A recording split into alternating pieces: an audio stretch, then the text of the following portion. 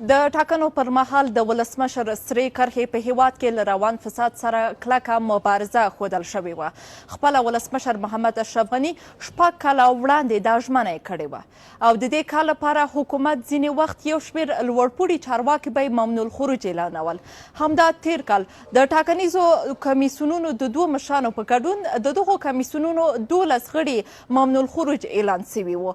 د کورنیو چارو وزارت یو پخواني مرستیال په ګډون د دغه وزارت ځینې نور کارکوونکي له هیواده بهر له تلو منع سوي وو او همدارنګه د ولسمشر د یوه فرمان له مخې د ښار جوړونې یو پخوانی سرپرست وزیر هم ممنوع الخروج اعلان سوی و، خو تر دې دمه د نوموړي قضیه لا روښانه او معلومه نه ده.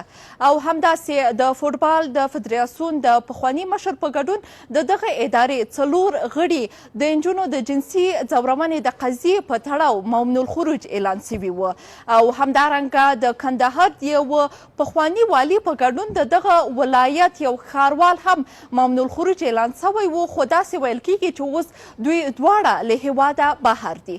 خپله حکومت تیر کال ویلي و چې د فساد په وړاندې د بنسټیزې او منظمې مبارزې په برخه کې ناکامه دی. د فساد په وړاندې جدي او کلکه مبارزه د نړیوالې ټولنې لویه غوښتنه ده. په کور دننه خپله خلک هم له فساده پاکو شوي دي، خو تر څو چې د دغو ګامونو پایلې روښانه نشي د ځینو په ګمان د دا ډول چارواکو ممنوع الخروج اعلانېدل به ګټه ونه لري.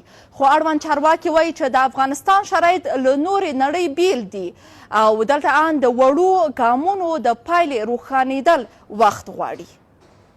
شازیه حیا، BBC کابل.